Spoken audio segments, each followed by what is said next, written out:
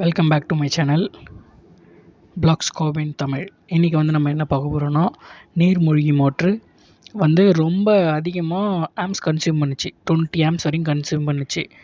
என்னடா ப்ராப்ளம் அப்படின்னு சொல்லிட்டு நம்ம வெளியே எடுத்து பார்க்கும்போது பம்பு தான் ஜாம் ஆயிருந்துச்சு. நான் உங்களுக்கு அதை வீடியோவில் காட்டுறேன். அதில் என்னென்ன ப்ராப்ளம் இருக்குன்னா, பம்பு ஜாம் ஆகிருக்கும், அப்படின்னா மோட்ரு காயில் போயிருக்கும். ரெண்டுத்துல எதனா ஒரு பிரச்சனை தான் இருக்கும். இது புது மோட்ரு. நம்ம ஒரு 2 டேஸ்க்கு முன்னாடி தான் இறக்கணும். இறக்கிட்டு அதில் மண் உள்ளே போயிடுச்சு போல். அதனால் பம்பு ஜாம் ஆயிடுச்சு.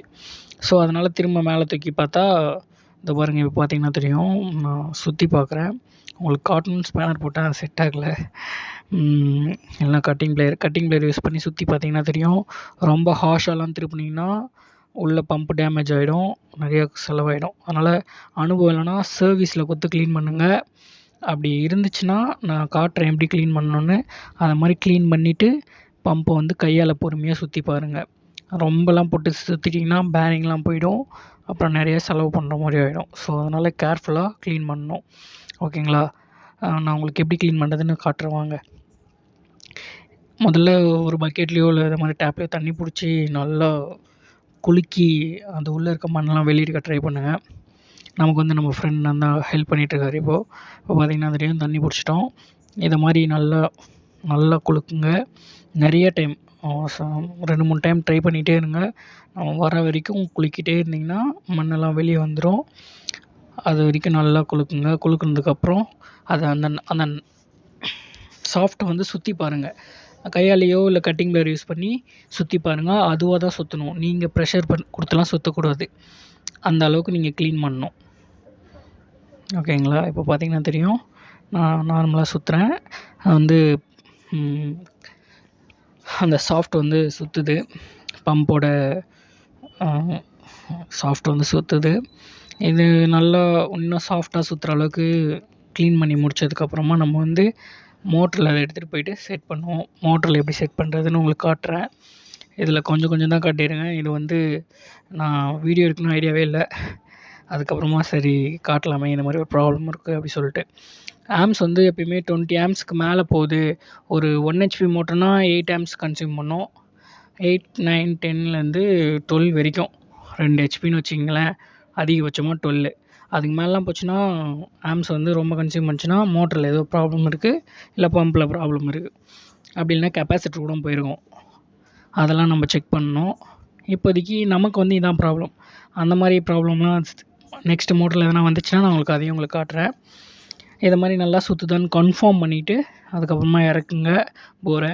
அப்படிலாம் திரும்ப நம்ம தூக்குற மாதிரி இருக்கும், ரொம்ப கஷ்டம்.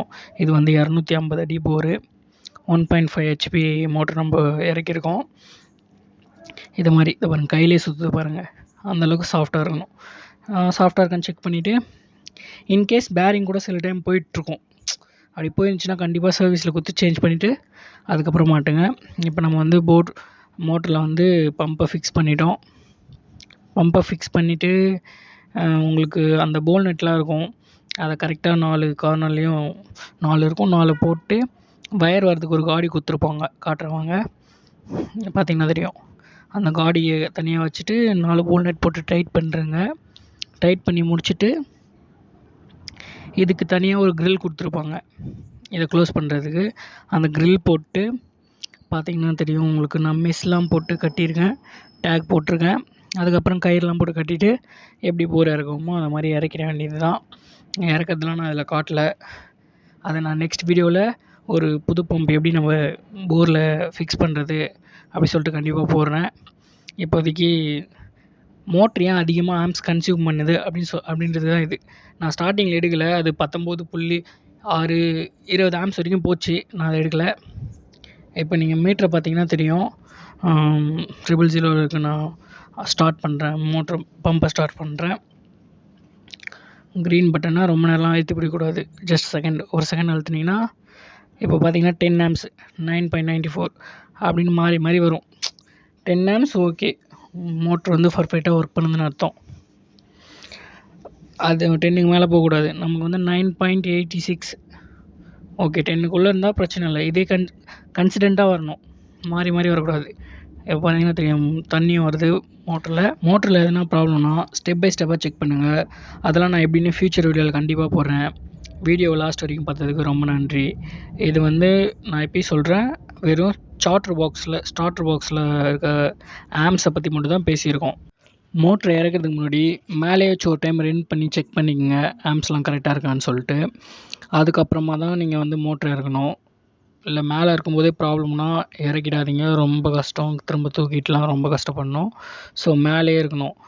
1 ஹெச்பினா அதிகபட்சமாக 8 ஆம்ஸு, 1.5 ஹெச்பினா 9லேருந்து 10, 9க்கு மேலே 10க்குள்ளே தான் இருக்கணும். 2 ஹெச்பி மோட்டர்னா 10லேருந்து 12க்குள்ளே இருக்கணும். அது மோட்ரு ஒரு மோட்டருக்கும் ஒரு ஆம்ஸு மாறும், மீட்டரில் தான் செக் பண்ணணும். நம்ம சேனலுக்கு நீங்கள் புதுசுனா மறக்காமல் கமெண்ட் பண்ணுங்கள், லைக் பண்ணுங்கள், ஷேர் பண்ணுங்கள், சப்ஸ்கிரைப் பண்ணிக்கோங்க. மீண்டும் ஒரு நல்ல வீடியோ உங்களை சந்திக்கும் முறை உங்களிடமிருந்து விடைபெறுவது நான் உங்கள் ஆர்ஜே. பாய்.